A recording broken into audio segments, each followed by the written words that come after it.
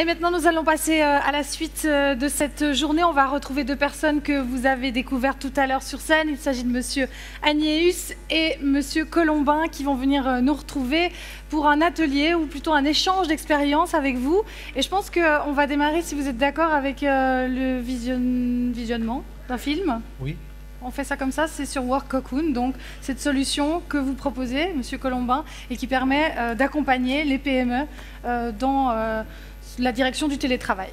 Voilà, donc pour remettre tout le monde dans le bain, après le déjeuner et puis cette remise de prix, peut-être pour resituer le débat et susciter chez vous peut-être un certain nombre de réactions, pour challenger nos propositions, parce que ce que nous faisons vis-à-vis du monde des PME, fait souvent opposition à des résistances, comme je l'ai évoqué ce matin, et je crois que ça a été évoqué par Leif aussi ce matin. Le plus important est d'identifier clairement quelles sont ces résistances et comment on peut les traiter en amont dans le cadre du produit que nous proposons. Donc, on s'est déjà fait une idée sur ce qui étaient les principales résistances, mais comme là on a la chance d'avoir un concentré de PME sous un même toit, peut-être que de la part de la salle, il pourrait y avoir des idées ou des propositions de choses à ne pas faire pour ne pas échouer dans la proposition de notre offre. Alors on regarde. Voilà, donc si on peut lancer cette... Le monde d'aujourd'hui est devenu mobile et nous croyons que dans ce contexte, l'espace de travail doit s'y adapter. Voici Work Cocoon, une solution innovante pour le télétravail pensée pour l'entreprise. Work Cocoon intègre tous les outils nécessaires dans un design épuré pour une expérience immersive de travail et de collaboration à distance, afin de faciliter votre activité n'importe où, n'importe quand. Ces surfaces combinables permettent de créer un espace de travail optimal. Work Cocoon peut synchroniser vos appareils en toute simplicité et donne la vue d'ensemble de vos tâches, performances et même de l'activité de votre équipe depuis le tableau de bord.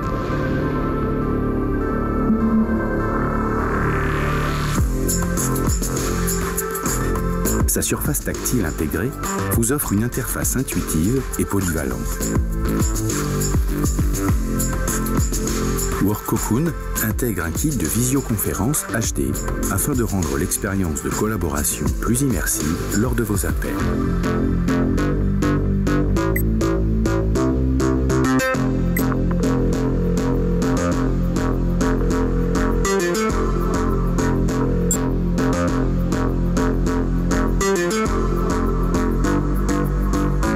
Vous pouvez même scanner et partager des notes en direct afin d'enrichir vos conversations. Avoir côte à côte votre travail personnel et l'activité de votre équipe vous permet d'être plus efficace et concentré. Au moment de ranger, repliez votre espace de travail en un clin d'œil.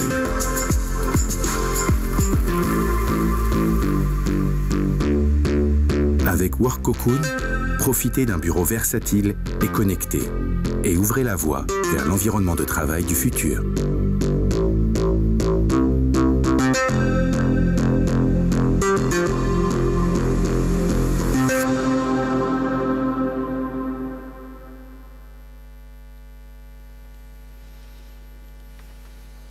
Voilà, on vient donc de voir ce film, les solutions que vous proposez. Je vais me mettre là parce que je crois que je fais du Larsen sinon.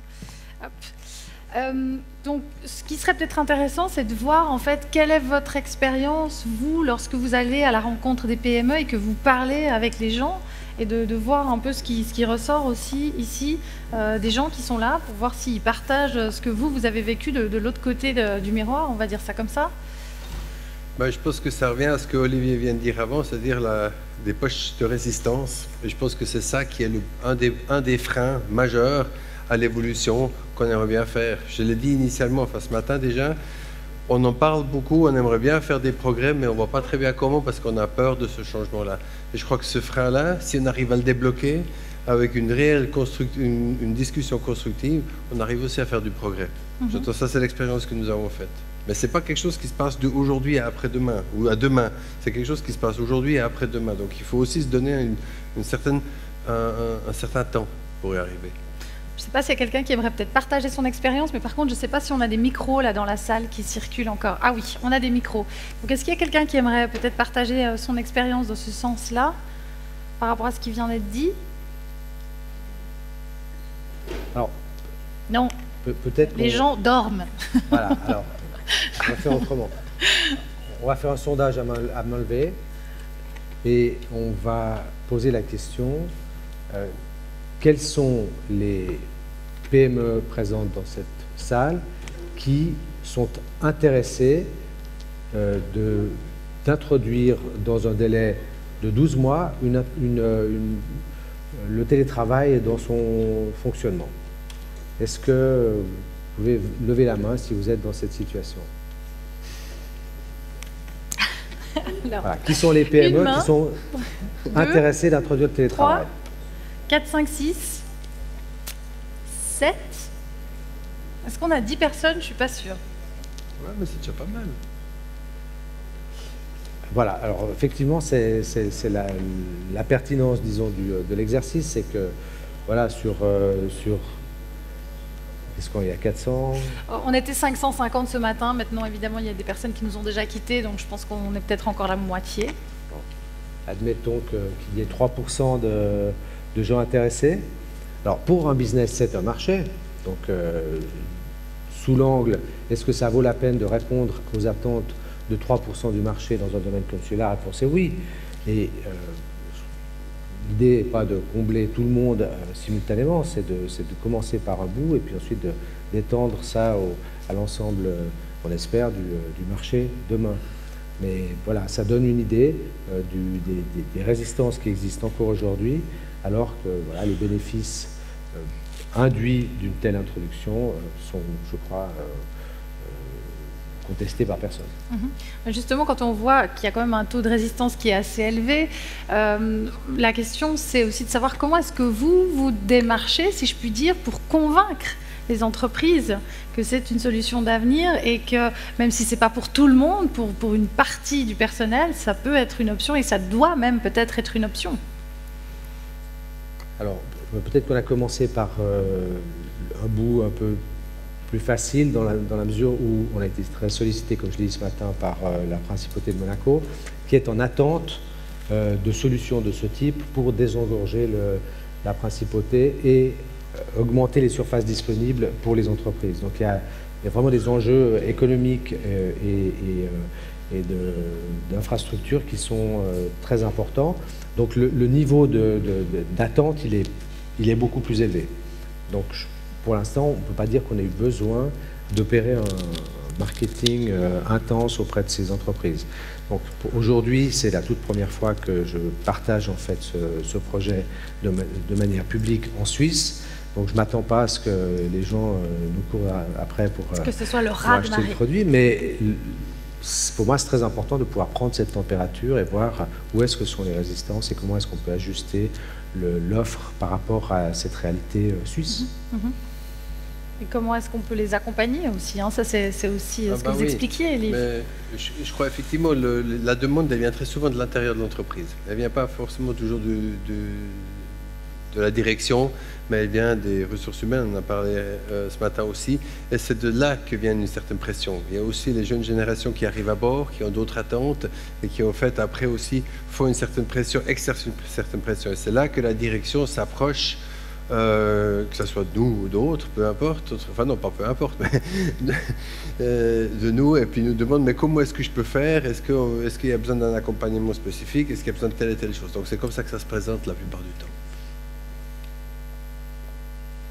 Comment est-ce que vous voulez enchaîner?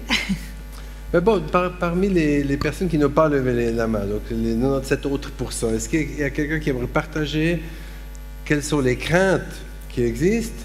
Et puis, ou est-ce que c'est uniquement lié au fait que je ne peux pas tout faire en télétravail, ce qui est tout à fait normal, je crois qu'on a débattu de ça ce matin aussi.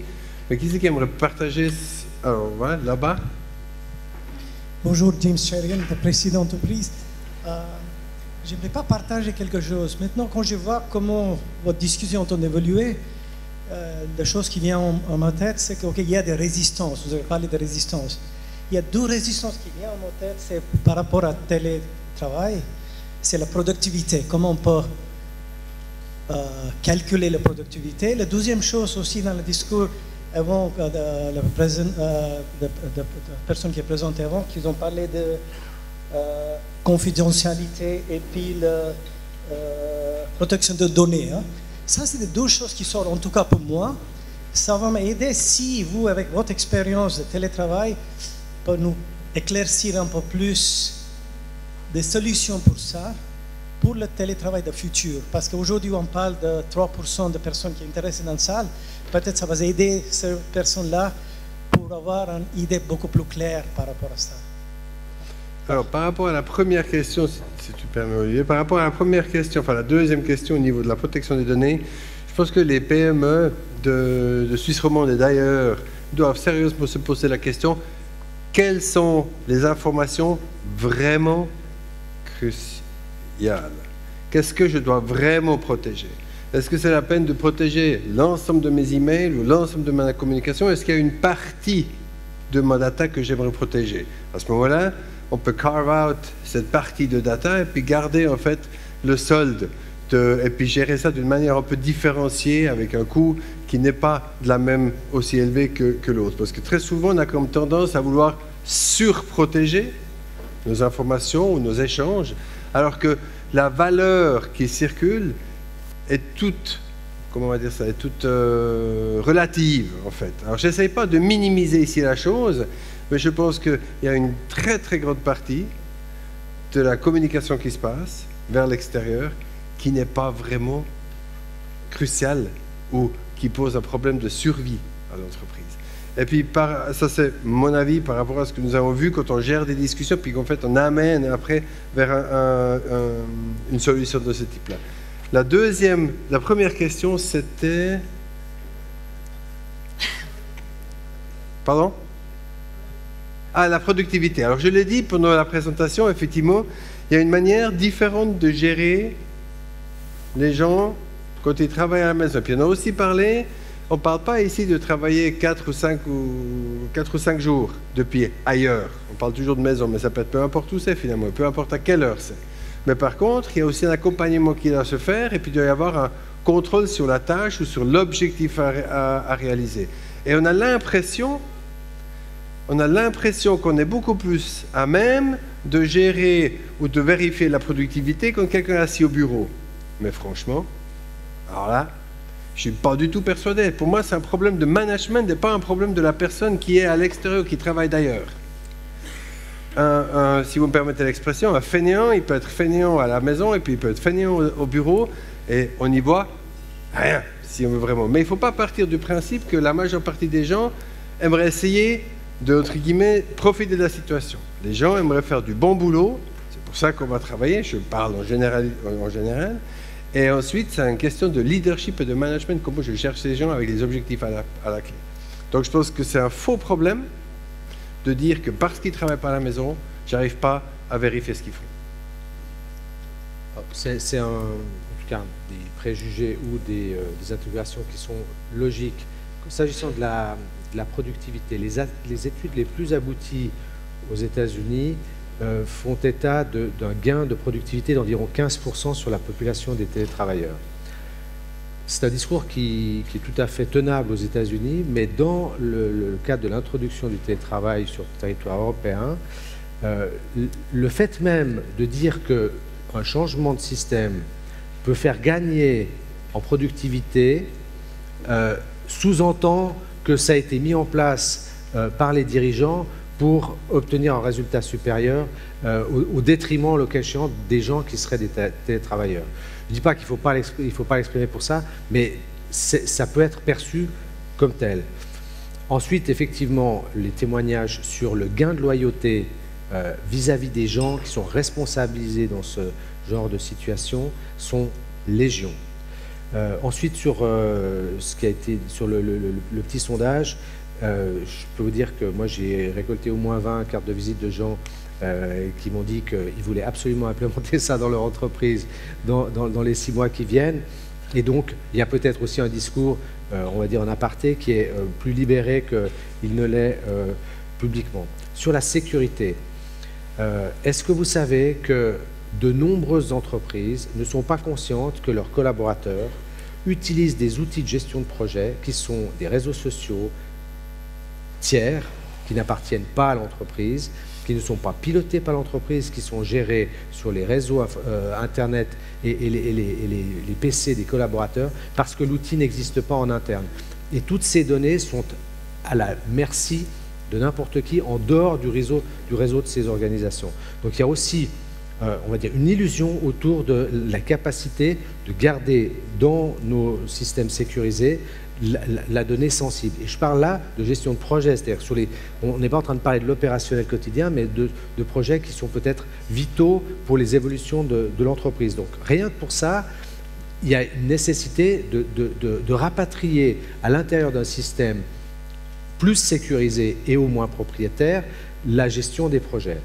Et enfin, sur un projet comme celui-là, mais ce n'est pas la seule option possible, l'idée est de gérer les relations à distance,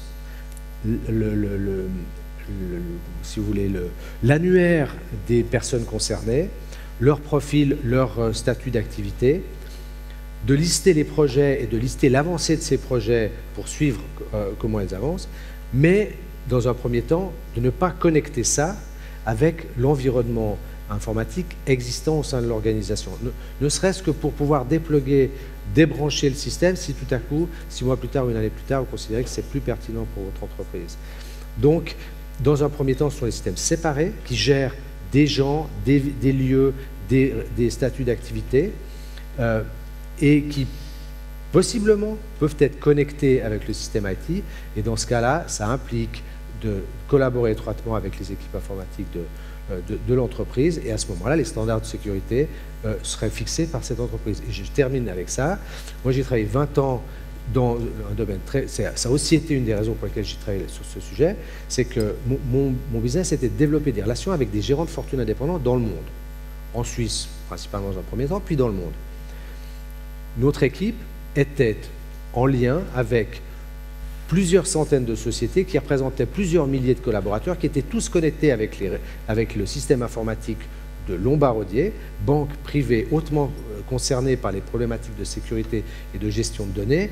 En 20 ans, on n'a jamais eu un seul souci, et tout ça a été géré avec la technologie déjà d'il y a 20 ans, d'il y a 10 ans, d'aujourd'hui. Donc, assurément, on est capable aujourd'hui de créer de la connectivité sécurisée, délocalisée. Ça, il n'y a pas de doute à ce sujet. Quelqu'un d'autre qui aimerait partager quelque chose? Je vois des mains qui se lèvent là-bas, là-bas. Monsieur? Alors, Jean-François Cardi, je suis directeur général des hôpitaux du Nord-Vaudois. C'est plutôt pour expliquer que moi, je fais le lien quand même avec le télétravail, avec l'intégration de la génération Y dans l'entreprise. Et c'est vrai que depuis 1 ou 2 années, on a environ 3 personnes que j'appelle moi génération Y qui arrivent au conseil de direction. Et on doit changer en fait aussi le mode de travailler. Et par rapport à ce que j'ai vécu moi, ce que j'ai dû faire très attention, c'est surtout par rapport à la productivité, de travailler sur les objectifs, sur le livrable qu'on voulait et les résultats. Et c'est vrai que ça a fait un travail pour moi quand même de définir beaucoup plus clairement à moi-même et aux autres le résultat que je souhaitais. Parce que finalement, on parlait à notre table du vendredi, s'il fait beau, est-ce que les gens vont se promener ou est-ce qu'ils travaillent? Pour moi, c'est un peu égal. Ils peuvent travailler le samedi s'il pleut. C'est égal. Moi, c'est le résultat et ça m'a, en termes de management, demandé d'avoir un résultat clair à transmettre et savoir ce que j'attendais aussi de l'autre. C'est beaucoup sur le résultat que maintenant que je travaille. Merci de ce commentaire. C'est exactement la bonne approche. Ouais. Exact. Voilà. C'est une contrainte que de préciser ce qu'on attend des gens avec lesquels on travaille. Mais en même temps, c'est certainement un bénéfice pour l'entreprise que de mieux clarifier ses attentes. Alors, on peut prendre une toute dernière question parce qu'après, messieurs vont devoir partir, malheureusement. J'en profite. Oui. Alors, attendez, Ici, je ne vois pas fond. où vous êtes. Tout au fond. Oui.